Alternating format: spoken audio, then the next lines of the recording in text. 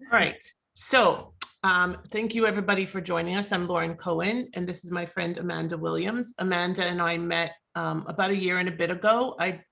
Through EXP and through other avenues. I had seen her name around, but not really knew who she was until she happened to be invited to an event that I kind of co-host with my partner in Calgary, Carolyn Ricciardi, called Empowered Women of Real Estate.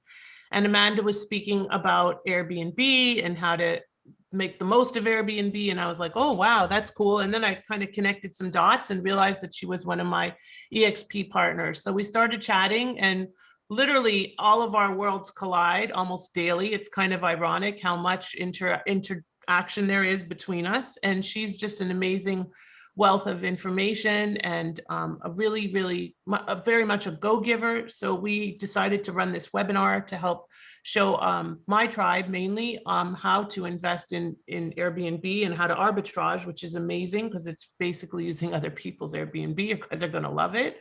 And as for myself, and this is particularly relevant for those of you here that I don't know, because most of you do know me, I'm an international lawyer, originally from that country north of the border, Canada, and now in the US. So as you can see, if I move a little, the US flag is there in the bottom.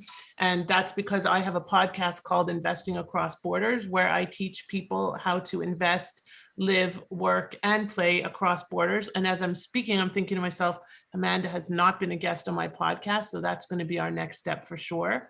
And I just really love helping people impact their worlds across borders. It's really all about how to make an impact, and not just in your home country, but also in other countries, no matter where you're from. It's not just about investing in the US, as we're going to discuss. And so I'm going to turn it over to Amanda to introduce the topic and talk a little bit about her experience. Oh, we have a couple more Canadians on the call, Amanda. Martin, who's here from Quebec. So, and I think Lalena is also in Canada. So, you know, we've got some Canadians, always Canadians in the house. And of course, it's always me. So anyway, thank you again for joining us. I'm going to turn it over to Amanda to introduce the topic, and we will look forward. You get the prize of being from the furthest away, Alistair. So that's the prize. So anyway, we look forward to learning, and I'm going to turn it over to you, Amanda. Awesome. Thank you, Lauren. I appreciate you introducing me to your tribe as well. And I also just made you co-host. So as we're going through, if you can just let more people in, that would be great. So I know we've got an idea of where everyone's coming in from, but something else that will help us a little more is, are you a realtor, or are you an investor, or are you both? I would love to know that. So if you can just type that into the chat there. And then also, do you currently have any rentals? Do you currently have long-term rentals? Do you have short-term rentals? Are they, like, what countries are they in? Are they in America? Are they in Canada? So that will also help me as we go through this. So I'm going to go ahead and share my screen with you guys. What I'm going to be talking about today is how to build your short-term rental investment portfolio globally. And the globally comes in obviously because of Lauren's expertise. So we're going to be, I'm staying in my lane today, which is short-term rentals, and Lauren will stay in her lane, which is her expertise in, globally investing and visas and residency and all of that. So that is what we're going to be talking about today. The big thing here is how to use other people's properties to build out your short-term rental portfolio. And if you're a realtor or an investor, then you're actually able to sell more houses. And let me look here in the chat. So I see here, I have a realtor here, residential, France and Turkey, perfect. All right, supports realtor and investor to be. Awesome, Lisa. And investor in Mexico. Yeah, I'm in Mexico. Consultant in Toronto. Awesome. Realtor, also actively learning how to build an investment portfolio locally and internationally. Okay, well, Elena, you are in the right place. So today what I'm going to do is I am going to show you 3 things. So the first one is finding the right types of property and learning how to handle all of the objectives that we come up with correctly. And the second thing is actually furnishing the property and how to attract the right guests, the right clients, and how to not do it super expensive. I like to furnish my properties very inexpensively. And then last but not least is filling the property. This is filling the properties with potential clients, real estate leads. That's really not going to cost you money. For those of you that are realtors today, you're actually going to learn how to attract more buyer clients. So thank you, Lauren, again for partnering with me on this, and I am just super excited to really create something amazing with you. I think the both of our businesses they marry each other very well, and so just excited to do this with you. So obviously, all of you know, most of you know Lauren. If you don't, this is all of her information here. But I can tell you right now that I wish I had known Lauren when I bought my very first international property because I did it all wrong. And I'll tell you a little bit more about that as we go on. So why listen to me? Who am I?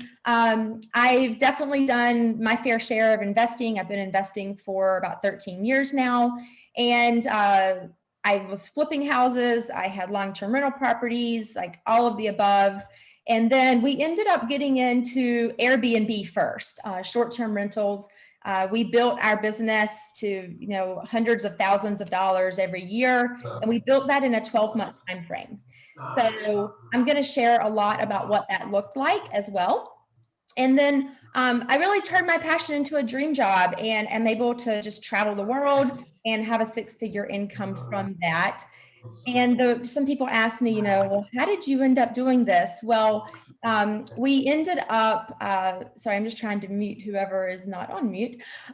We ended up getting into this business because my dad got cancer, and he had already been through, the normal route of chemo and all of that stuff in the States. And so we ended up taking him to Mexico. We took him to Tijuana.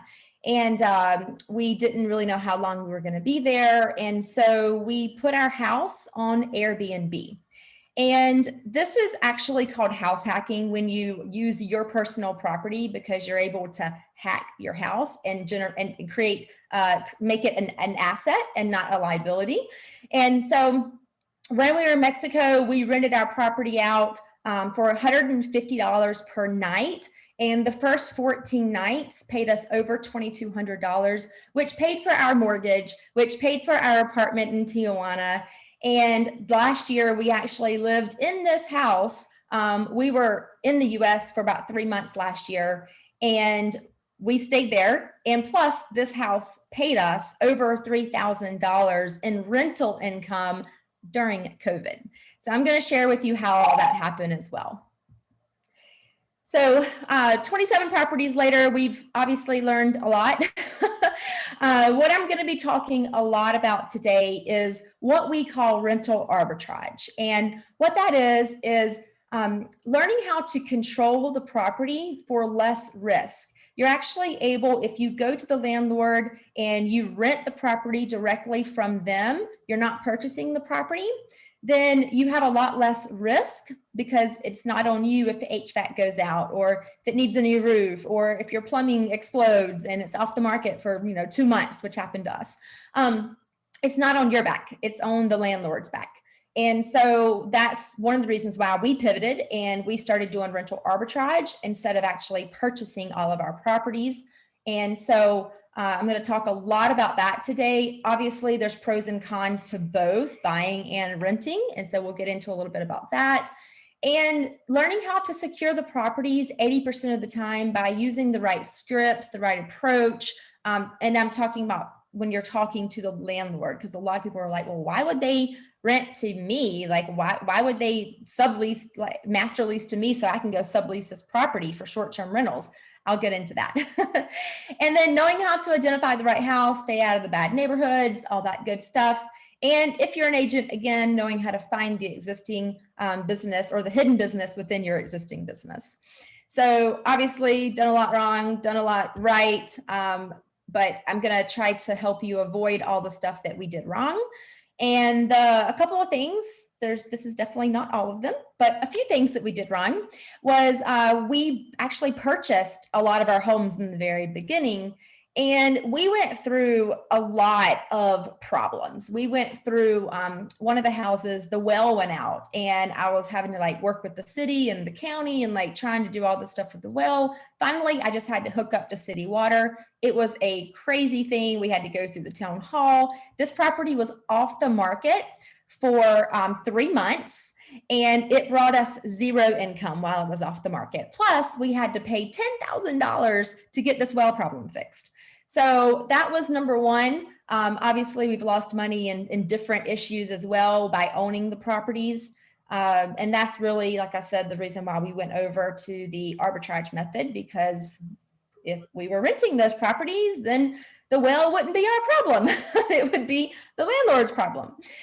We also have signed leases from photos, not actually having anyone look at the property. That is a big no-no. You must, if you personally cannot go look at this property, then you must have someone boots on the ground going in there and videoing and taking pictures for you, or else you might get something that's not short-term rental ready. And then we tried turning one of our long-term rentals into a short-term rentals. It worked, but it was just a lot of money because, as you know, there's a difference between a long-term rental property as far as like quality and updates and all of that versus a short-term rental property. And I think Brian, was just saying he's staying in this awesome Airbnb. When someone goes into an Airbnb, they're looking for an awesome experience. They're looking for a top-notch property, super nice, they're looking for places to take photos in, like all kinds of stuff. So it's just a different quality of a house. And then not having cameras. This is a huge, huge thing that we learned the hard way again. Never place the cameras inside. We always use the Ring doorbells that go right outside of the front door facing out. And that's attached to your phone. That way you can see who's coming and going at all times. And there's a lot of things to look for with the cameras as well. So that's just a huge benefit to have, obviously. So as we've learned, leasing the home on arbitrage, you actually spend a lot less money and you can earn more money because it's less money to get into the property, but you're actually able to earn more every single month. And since COVID, we actually pivoted. So we were 100% Airbnb.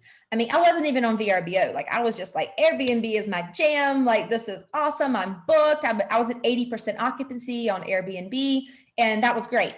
Well, then COVID hit and Airbnb canceled everything and took $50,000 out of our account. And so we're like, oh God, what do we do now? And we ended up pivoting. We ended up focusing on more of the 30, 60, 90-day rentals, more monthly furnished rentals. And we started marketing to different cities that I knew were having a very hard time with COVID. So I started marketing to New York City, Chicago, some other areas that people were stuck in apartments. And we ended up starting to bring all these people down to North Carolina because I'm marketing like, hey, we've got fully furnished single family homes on an acre of land, come quarantine with us. And they were just coming down by the flocks. And so that led us into what we're doing now, which we're focusing on relocation clients. So these people are actually coming in, they're staying with us, and they're purchasing homes with us. And at the very end, I have a fill section where I'm going to be talking about how to attract these leads to your business. And so I'll go into depth on that a lot more, but I just wanted to touch on it here as well. And then, like I said, marketing your business to attract the perfect client. And the perfect client for you might not be a buyer. It may actually be a vacationer. It just depends on where you're going to be having your Airbnbs, okay? So there's a few ways to get started.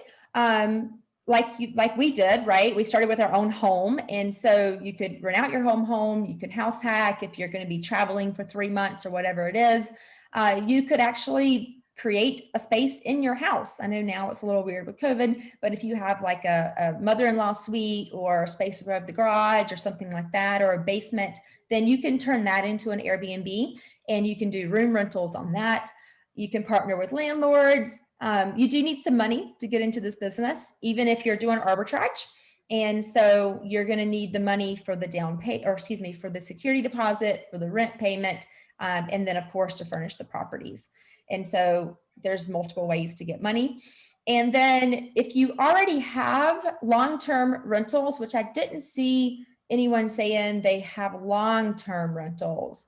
But if you did, then you could always do some updates and if it needed anything, and turn that into a short-term or a midterm. When I speak about midterm today, I am actually speaking about that 30, 60, 90-day rental market. So that's what we've kind of phrased midterm, because short-term to me is like weekly rentals, and then midterm is more like monthly rentals, right? And then long-term is your yearly rentals. So just so you have kind of some language down as I'm going through this. What we do is we're renting these properties from landlords, and then we're turning around and we are subleasing them out. You could also purchase a property, you could fix it up, you could build that equity, and then you could rent that on the short-term or midterm rental market. You're actually able to cash flow 4 times more in most cities if you're doing short-term, midterm versus long-term. Or which is a huge thing here in Cabo. I'm in Cabo now. I've been here for a year. And there's a lot of opportunities here where people can purchase turnkey properties that already have an Airbnb history. And they're furnished already. They already have a system in place. They have their cleaners in place. That's a way that you can just walk into this business and not really have to set everything up yourself. Now, of course, you're going to be paying a little extra for that, but it's a way to get in if you want to get in. So let's talk about buying it versus renting it. So the reason why I love renting it is obviously it's a lot cheaper, right? If you look at this example, for me, it cost me about $10,000 to start a new property. And that's my, first month rent, that's my security deposit, and that's me furnishing the property. If you're looking at let's just say a $200,000 house to keep it simple. I know those don't really exist anymore in most places, but let's just keep it simple. If you do that, then you're looking at 20% down, which is $40,000. And then you're also looking at your closing cost and your furnishings. You're into that one property for at least $50,000. And that's buying the property, only a $200,000 property, versus if you rent the property and then you sublease that out, then you're only in for like $10,000. So when I saw this, I was like, wait, that means I could scale this business 5 times faster. And so that's why we chose to go this route versus continuing to buy the properties. So I got 3 lessons for you today. The first lesson is finding the property. What are you looking for in these properties? And the biggest thing is location, okay? It's a safe location. It's a convenient area. I hate HOAs. So my personal business, we do all single family homes, no HOAs. Now there's a lot of people in this business that do condos and apartments and like all kinds of stuff, townhouses. But for me and my business, I don't want anything to do with that because the HOA can change their mind in a minute and all of a sudden your short-term rental business is out the window. So make sure that you have great neighbors as well. I love to take them a bottle of wine and just, tell them what we're doing with the property. And I'll get into a little bit more about what we actually are doing with the properties here in a minute. Your landlord must be cool. They must understand your business. They must fix things in a timely manner. So for instance, if the HVAC goes out, we cannot wait a week for that HVAC to get fixed. So they have to understand that. I actually have it in the lease that it must be fixed or addressed or have some type of action plan in place within 48 hours. And if it's not, then I can hire my own contractor and they will pay for it. And I actually have that written in my lease. Something else is the property. So with the property, just make sure it has nice curb appeal, make sure it's updated like we spoke about earlier, move-in ready. The parking is easy because you will be having people that will be renting cars as well. So know your numbers here. Lauren, if you could just mute, I think that was Patricia. Okay, I just muted her. Knowing your numbers. Sorry. So I'm talking about arbitrage right now. I'm talking about renting the property and then sub-renting that back out. So with your numbers, make sure that you cover at least, let's just say 12 days of your rent will cover your rent payment or your mortgage payment, whatever it is. But what that looks like is if your rent or mortgage payment is $1,500 a month, then you must be able to rent that property out for $125 a night for a minimum of 12 nights. That's equaling that $1,500. So we have a 3-night minimum. We had when we were strictly Airbnb, a 3-night minimum for all of our properties, because that will protect you from the weekenders. You don't want to open your books and all of a sudden get, every weekend booked Friday and Saturday night. Well, what's going to happen to your weekdays? Like, you're going to lose money if you do that. And you also have to take into consideration that you not only have the rent payment or the mortgage payment, you also have your power bill, your gas bill, your water, your Wi-Fi, your trash, your landscaping, your insurance. You have to have another policy on your insurance, on your even your arbitrage properties. And so that will include liability. It also includes renters policies. So just make sure to know your numbers when you're doing this. Now, this is where I'm going to bring Lauren in, because I talk a lot about, arbitraging the properties, but with Lauren, she is an expert in, helping you understand the different ways to get these properties and to actually be able to immigrate through having Airbnb properties. So Lauren, I'm going to invite you up here to explain the 10 steps to immigrate through real estate. Sure. So thanks, Amanda. So first I wanted to say that the arbitrage model will not work with a visa because it's passive. So it's an awesome way to build your capital so that you can qualify for a visa, but on its own, it's not going to get you a visa. No passive income, purely passive income, is going to help you obtain a visa. You have to be actively involved in running a business, not passively investing in real estate. So, but that doesn't forestall the fact that you can have a combo. So what I love to see is short-term rentals, maybe some of your own properties or with Amanda's team, and the arbitrage model, so that you have cash flow coming in, which is going to help your visa, certainly, because it's cash flow, but you need to still have an active business that you're running.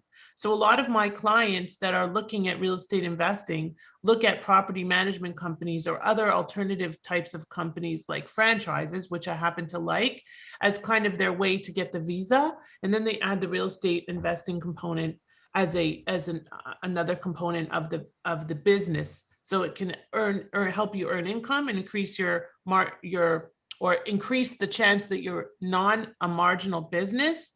And I'll explain what that means.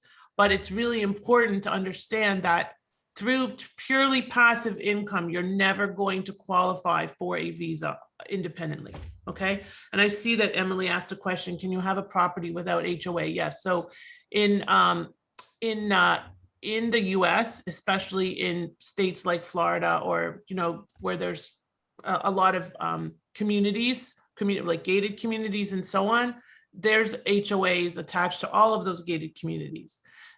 There's also private communities that have HOAs, and just some HOA attached to communities literally all over the country. It's not as common in Canada. At least I've never even seen that there's a home ownership element attached to owning a home in Canada. I've never seen that. So I'm sure it exists, but I haven't seen it. So anyway, the point is that if you are investing in property here in the US, you need to check if there's an HOA attached or not, because that HOA, the rules are going to govern, and as Amanda was saying. So that's important to understand too. Right, condo corporation mostly in Canada. Right, and that would be an HOA, which is a little different than what we're talking about. We're talking about those big gated communities where you have a home, like I'm in an HOA, although my community isn't gated, and I pay a lot of money to have a security guy and landscaping and all these different things. And that's just a very common model in a lot of the states, okay? So that's what she was talking about there, just to clarify. In real estate, when you're investing in real estate and you want to obtain a visa, as I mentioned, the key when you're investing, when you're doing anything and you want to obtain a visa, is that you have to be actively involved in running a business that has a substantial investment and is not marginal. Those are the components. So what does substantial investment mean?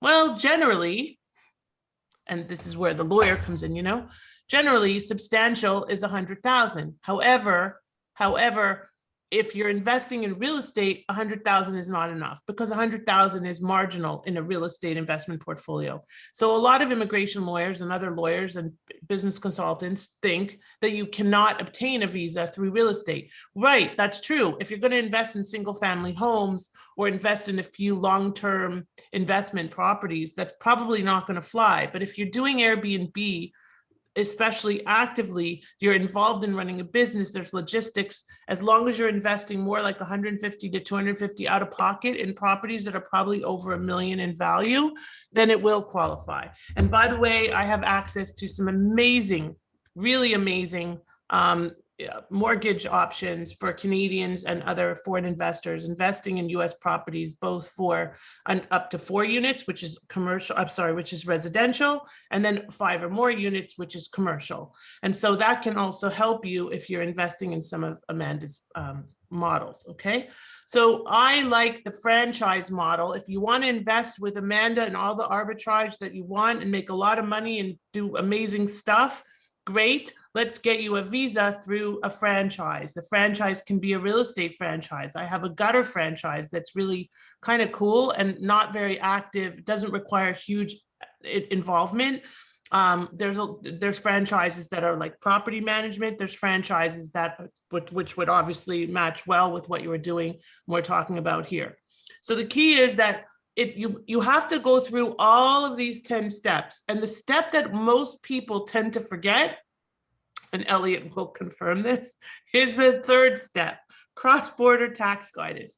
I don't care if you're investing in arbitrage, in passive, in active, like Amanda said, when she went to invest in Belize, she wished that she had spoken to me. I've worked with people that have invested all over the world. And the key is that you need to have tax advice that covers both sides, wherever that border might be, whether it's a pond or whether it's, Canada, US or US, Mexico, or if it's, a land border, like I said. So if you don't get that cross-border tax advice, you're going to set up the wrong structure or no structure, and then all of your income is going to go right to the Revenue Canada or whatever the revenue agency is, the IRS, for example. It just, it's so important to have that in that element, and then to make sure that you have an asset protection lawyer guide you, and then that you set up the ideal structure. So 3, 4, and 5 are kind of all interconnected,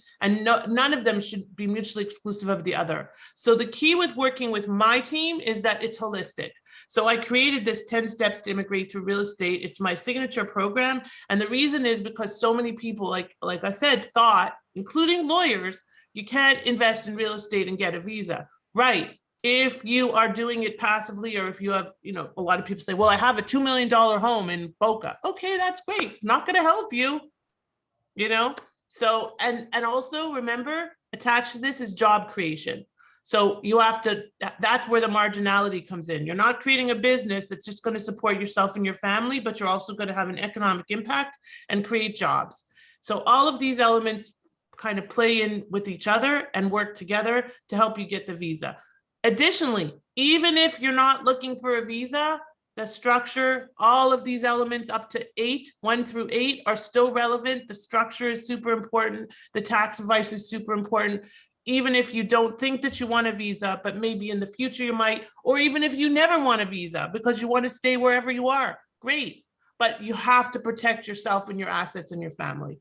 So that's basically what I wanted to share with you guys. And I'm here to assist you, as most of you know, with anything that you need. But, the beauty is with this model, cash flow, it helps to increase your bottom line, even though that on its own is not going to provide enough of a business model to qualify for the visa.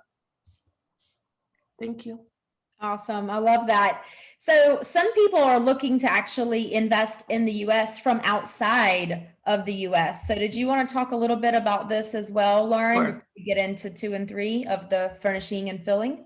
Sure. This is my second favorite slide. Did you let them in, Amanda? I saw somebody in the waiting list. Okay, perfect.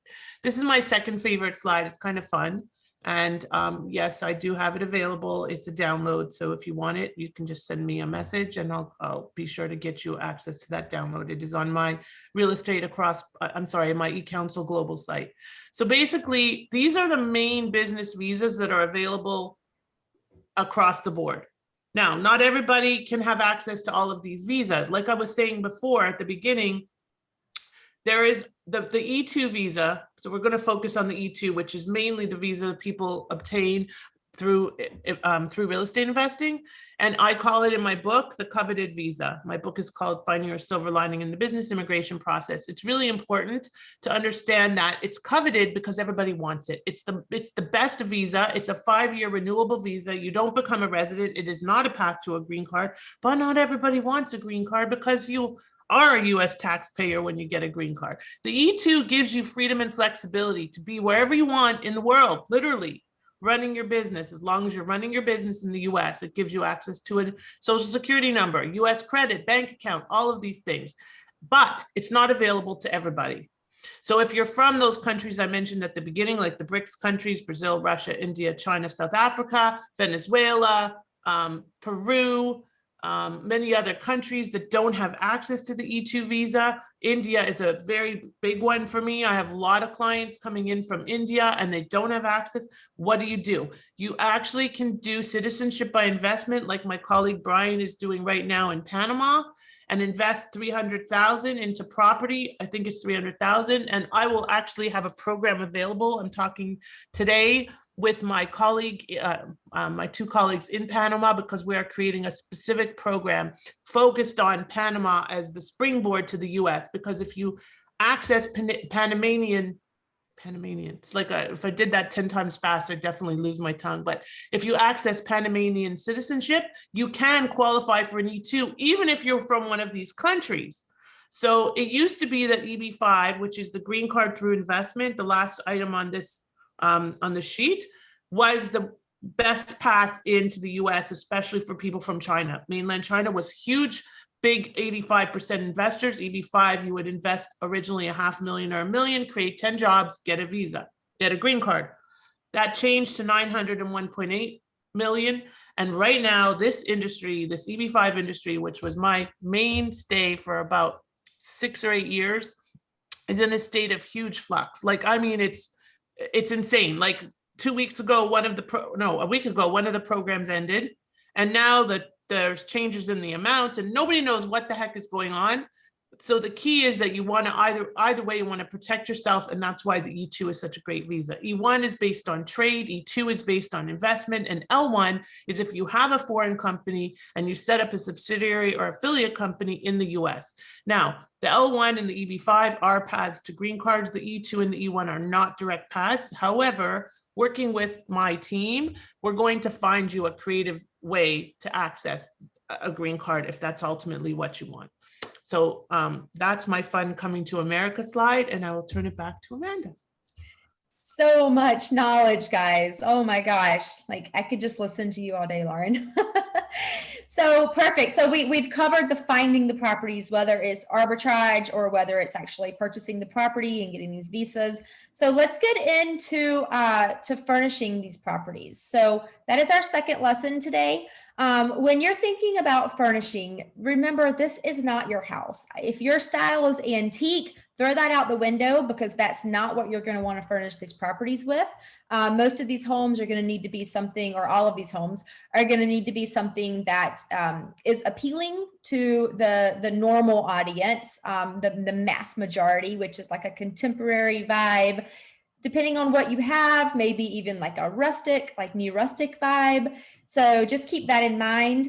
As far as knowing what to put in these properties, you need checklist. And you can get checklists from anywhere really, but these are mine. These are what comes in my course and everything. And actually I have a free download for this too, which I can give to you guys, just let me know. But you just have a checklist of each room because each room needs something special. And keep it in mind, these are properties that someone literally like remarketing, just bring your suitcase, right? And so with that, they can literally come in and not have to worry about anything for cooking or anything like that because everything is already in the property. So let's get into some photography tips here. First off, when you do have the photographer come, hopefully you're hiring someone professional for this. Make sure it's guest ready, meaning that the towels are laid out on the bed. It's inviting. You have your shampoos and lotions and potions and all that stuff out, super duper clean. And when you're doing your photographs, obviously you're doing like your normal real estate photographs, but then you're also photographing inside of your cabinets, inside of your drawers. And you're doing this for two reasons. You're doing this to show someone that literally all they need is their suitcase because everything is there. And you're also doing it in case stuff starts to disappear. So you have memories of what was in that property. And when you have your cleaners go in, you know, they also have a little memory jogger there as well. So making sure, obviously, the no-brainer stuff, make the great lighting, the curtains are open, all that. If you have great amenities like a laundry room, a barbecue area, maybe in an office, which is really important right now, you have your iron, you have your hair dryer, you have like your coffee tea area, make sure to photograph all of that. Your outdoor area. So of course, do the front and back of the home because they're going to really need to see like what are they actually arriving to. All too many times I see an Airbnb listing and there is no pictures on the outside of the home. And I'm like, how do I know if I'm even here? Like, I don't even know what the outside of this place looks like. So you're definitely going to increase your bookings if you have a lot of photos of the outside as well. Sitting area, parking, like where to park. And think of it as you have to have inviting photos. So if you want to put a glass of wine, you know, out with a view and a chair, like that's an inviting photo. All right.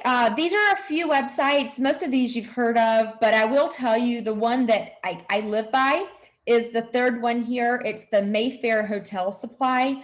This is where we buy all of our hotel travel size shampoos, conditioners, soap, lotions, everything. Makeup pads. You're going to want makeup pads, like the disposable makeup pads, not like the big thing. That's yucky. Never put like big containers of shampoo and stuff in your showers either. Like that's nasty. No one wants to use that. Make sure everyone has their own individual toiletries for the house. That's just more inviting. You're going to get better reviews.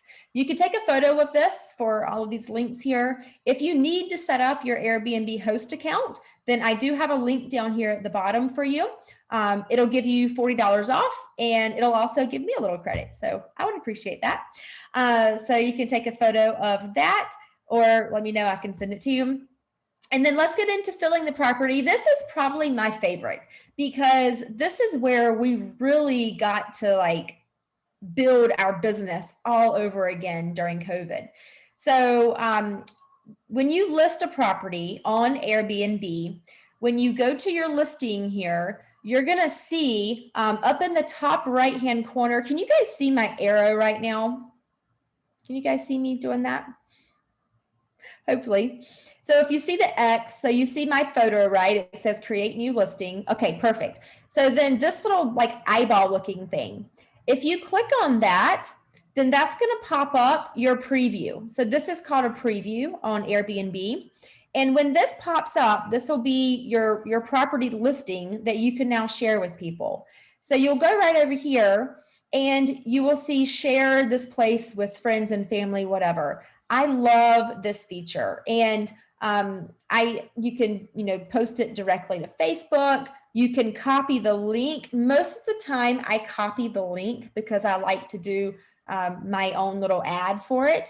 So you can do whatever you want with this, but I think that's just a great feature for being able to share this out socially. And then as far as marketing, I'm going to cover marketing on Facebook today. Obviously, you need to have a business account, okay? If you're running this as a business, you need to have a business page. If you just have one property, I've seen some people, they have a page for each of their properties if they're just doing it on like maybe a smaller scale. I could not imagine running 20 or 30 different property pages. Like I would just lose my mind. So I run one page and this is our page. And so we have someone posting on this for us. And then we like to boost ads and do like some ad space as well for different areas that we know that people are moving from And so we love to target those because Raleigh is a great area for people to move into from the north or from the West Coast. And so we target a lot. Not only do we do that, I'm a member in our local area of all of the different groups. So all of the real estate groups, the moving to groups, the community information groups, the ladies of so-and-so city group. Join all of those groups with your business page name, if you can. Some of them don't let you, you have to do personal, but make sure that you're joining these groups, because when you do, you're able to share into all of these different groups. And that's really, I mean, that's how we built this thing. You know, now we're doing a lot of other stuff, but this is exactly how I'm showing you guys exactly how we built our audience. And so now, you know, we'll create an ad pretty much, which is just one of our postings, just like this. And then we share this, we share it to our personal page. When we have a new property or anytime that I'm in town. I live in Cabo San Lucas now, so it's a little hard at this point. But when I do go back to town, if any of the properties are available, which is not normal, then I will go and I'll do a little video in front of the house or something like that. And we just do live videos and just push those out as well. So it's all about marketing, okay? And Facebook is one of your best friends. So don't just look over Facebook. Because there's a lot of great marketing tools and techniques you can do on Facebook. So I know that some of you are licensed real estate agents, so I am going to touch on this. You can actually earn additional income by referring leads that you receive from people staying in your Airbnb, short-term, midterm rental properties. You can refer all of those for a referral fee, 20, 25, 30%, whatever you want to do. It's up to you. Or you can actually help them yourself. Now, if you are an agent that is in production, then that is a great asset for you to be able to say, hey, you know, if you work with me, then I have a property that I rent to my clients while they're here searching for a house. And I would be happy to work with you and put you up in my property for a discounted rate. And I would, you know, help you find a house. That's amazing. For me, I am out of production. I literally just pass 50, 60 referrals every single month. But from that, I don't personally sell. So I'm just getting a referral fee from every single one of those. So it really depends on, you know, what your business plan is, what you want that to look like, and what you want to spend your time on. So you can, in fact, grow your referral partners by referring agents across the country. I know, you know, Lauren and I are part of EXP, and so we have agents in 16 countries and all 50 US states. 17, right, Amanda, since okay. Panama joined. Yes. And also I wanted to add to what you're saying, because it's really, you know, I've never been a production agent. I never will be a production agent, but I have to actually spend about an hour after this call going through all of my current referral agreements that are out there, because there are so many, because that's what I do. I'm a really great referral partner. So love referring business to my fellow EXPers, and know that we're all in the same family. So it really helps us to build that rapport and have that trust factor and help to collaborate, because that's what it's all about at the end of the day. Absolutely. Yes, yes, yes. And just think outside of the box on this one, guys. Like most Airbnb hosts, they do not have connections in other states. So when you have a client coming into your property or a friend of yours that has an Airbnb property, make sure to let them know, like, hey, if you're moving from Los Angeles or wherever, I have an agent partner there that can help you sell your house. And so you're not only making those referrals from them staying with you and buying a house with you, but you're also open to the availability of possibly listing their house too and getting a referral from wherever they're moving from, just because our company is so large now. But not saying only EXP, right? It doesn't matter what company you're with. If you have agents globally, then this is available to you, because you know, a 25% referral fee, you could go to another company. You don't even have to stay within your own company.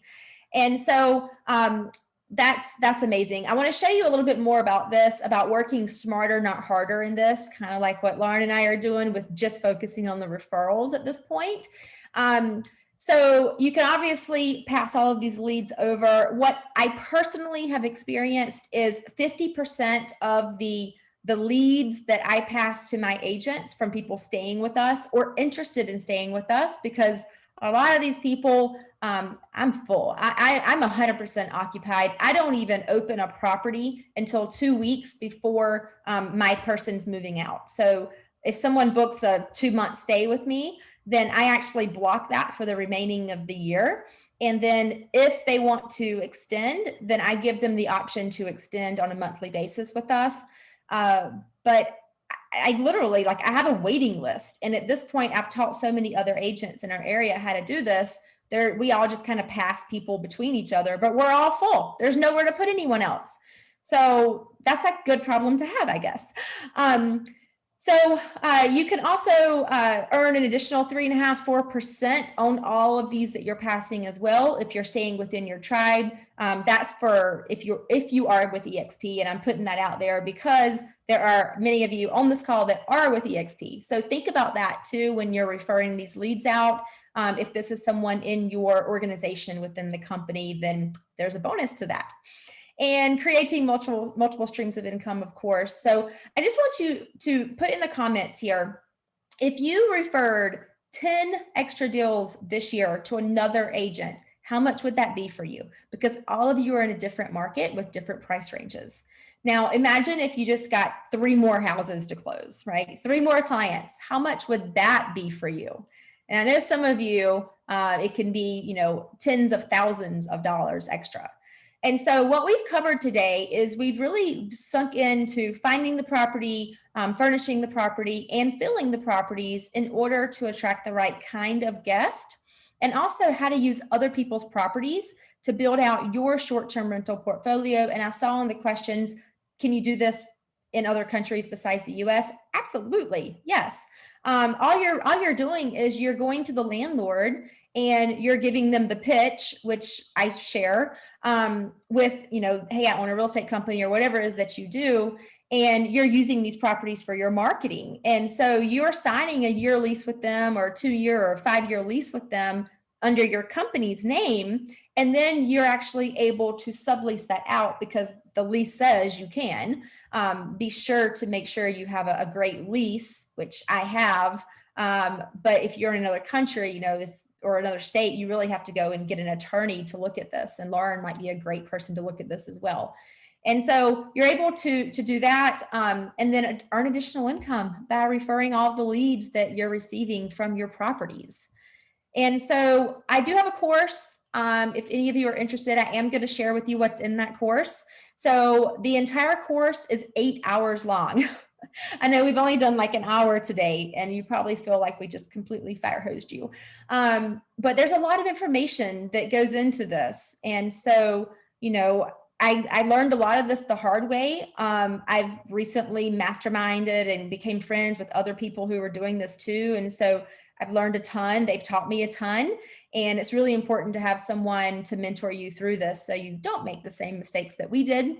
So what I do in the course is I give you the scripts. So you definitely need a script to talk to the landlord and actually close the deal with the landlord. This is not something that you can do over the phone. They're going to tell you no every single time. And so there's certain objections that you're going to get hit with every single time you're talking to a landlord.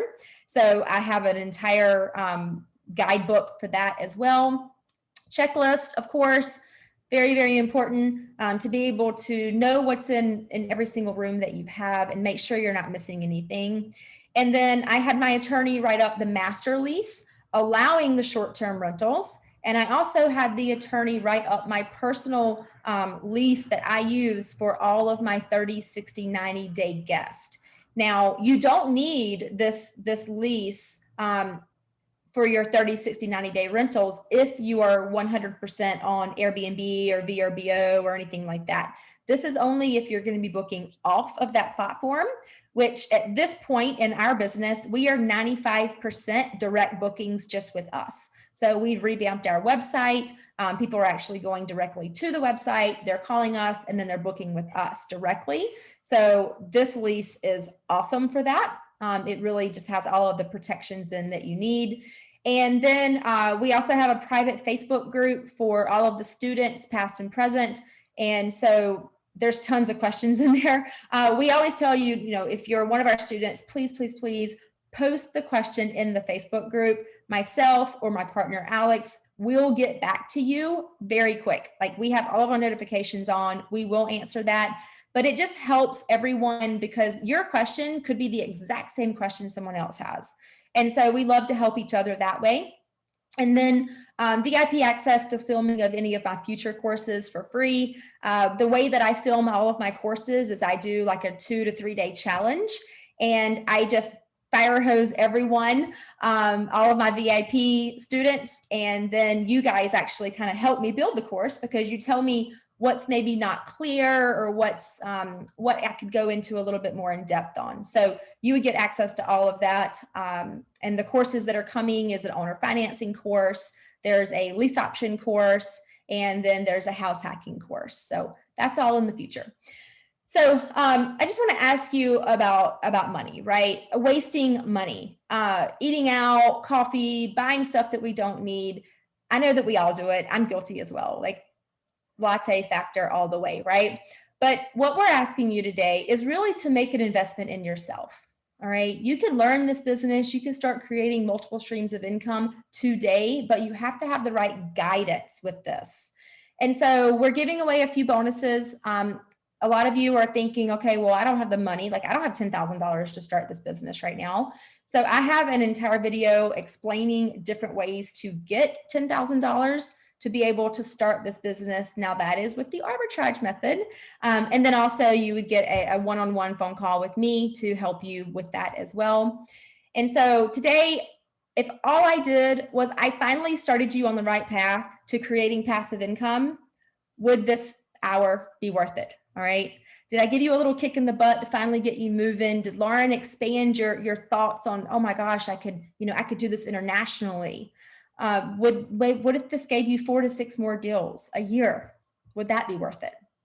So 2 more bonuses on here. I love this video. This is a behind the scenes video. I do Airbnb. Well, I did Airbnb bus tours before COVID, where I took a group of investors, agents out to, I think we went to 4 of our properties, and I explained different aspects of the business at each property. So pretty much the same, like finding, furnishing, and fill, but I went into depth, and the videographer was there and he filmed everything. This is like a 40-minute, we cut a lot of it out. It was 4 hours. It went down to 40 minutes because he just got all of the nuts and bolts of what we did that day. And it's a great video of the workshop.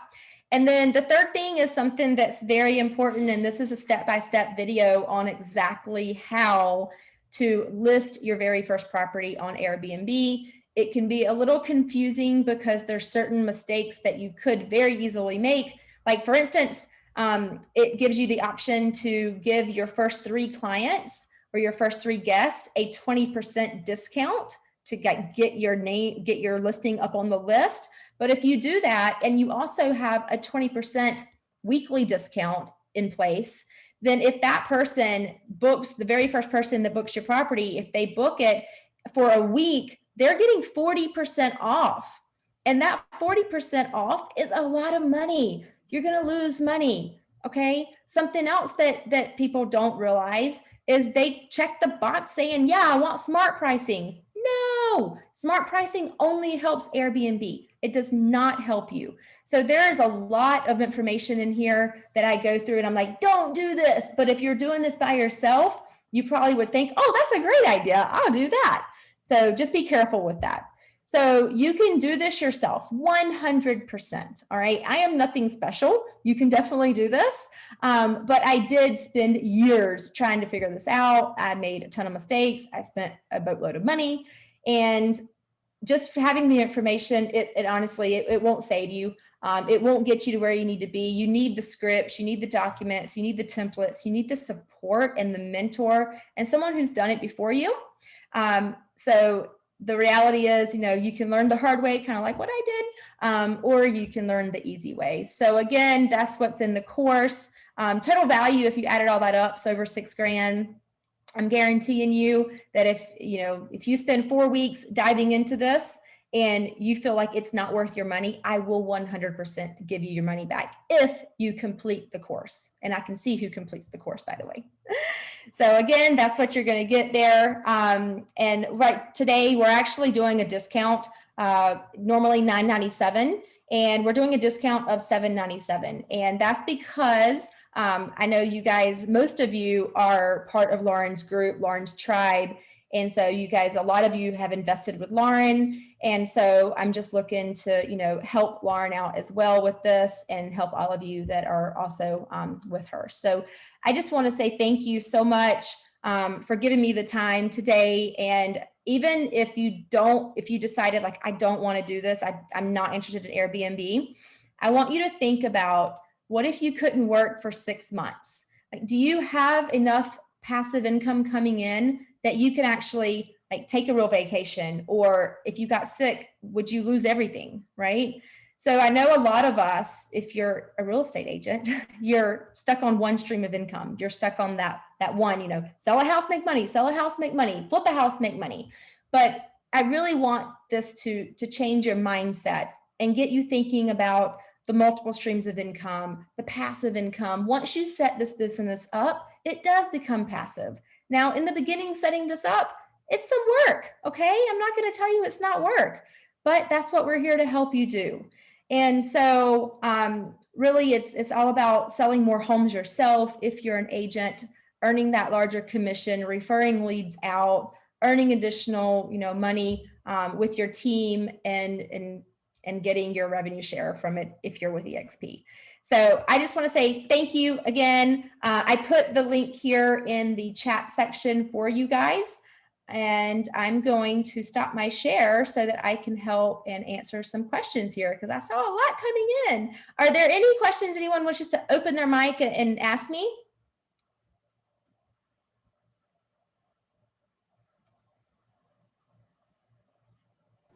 Our pleasure. Will this be recorded? It is getting was recorded. Yay. Yeah, sorry, I do go a little fast. There's just so much information, and like this is only, I don't know, 10% of it. So Get access to the recording? yeah, so what we'll do, I think I'll probably just have Lauren send out the link for this. Is that good? Thank you. That's perfect. I have a question. Sure. Okay, I have my properties actually rented through Airbnb in Mexico. I was not aware, and I'm owner. I'm not aware about arbitrage option. Is it how it's working? Because like we have fideicomiso, we have some taxation rules. You in Los Cabos, I'm in Riviera Maya. But arbitrage in Mexico, is it possible? Well, yeah, I mean, you're just a normal tenant. So as long as your lease allows, if you have a lease with the landlord and that lease allows you to sublease the property, it's completely allowed. Okay, I'm a landlord myself. I'm Yeah. just thinking about other side. Okay, so I need to open the company like in Mexico in order to do it, correct? Yeah, we're actually going through that process right now because I made a mistake of not opening a Belize company and buying Belize property. That's before I knew Lauren. And so I've learned my mistake, and now I'm actually, I'm doing the same thing. I didn't expect to stay in Mexico. I literally came here for a vacation and I just never took my flight home, and it's been a year. So yeah, I guess I moved to Cabo now, but it's time to actually get our business up and going here. Okay, I will speak with you later. Thank you very much, Amanda. Yes, you're very welcome.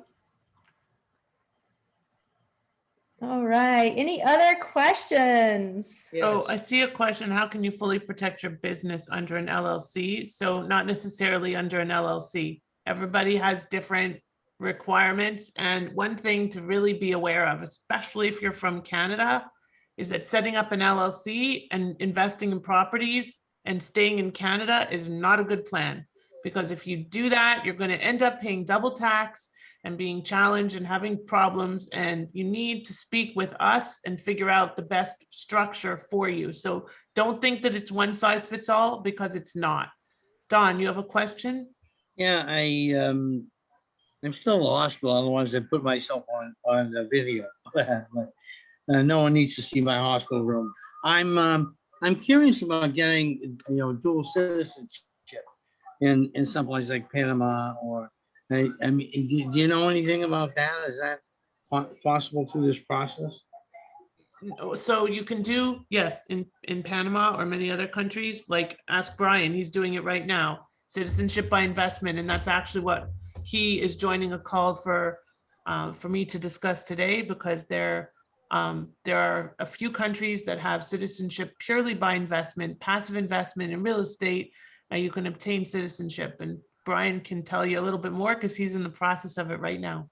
Okay, very good. Well, I'll be in touch with you. Thank you. But that's not the only country. Turkey, Cyprus, Grenada, and a few other, Portugal. Portugal has the golden visa, which is available through investment as well. So there's many countries that have citizenship through investment available. Yeah, My so right focus now, right now is, go ahead, sorry. in Panama, there's 3 ways to get in until the end of the month. The first way is a friendly nation visa, is what myself and my partner are doing. And it's actually the least expensive. It was probably all in about 10,000 US, I think. Wow. Yeah, because we're from Canada. So you basically, it's very simple, but unfortunately it's changing it in this month. So it's $10,000, give or take. It was, $5,000 to open up a corporation. Sorry, it was 15,000, and then 10,000 into a bank account. And then that's for 2 people. And then they fund that back to immigration. They see that you have a corporation here. They see that you have a bank letter here. And then you get a permanent residency card. Takes us about, all said and done, about 3 months. We'll have temporary residency by Friday, which was a 2-week process. Those rules are all changing.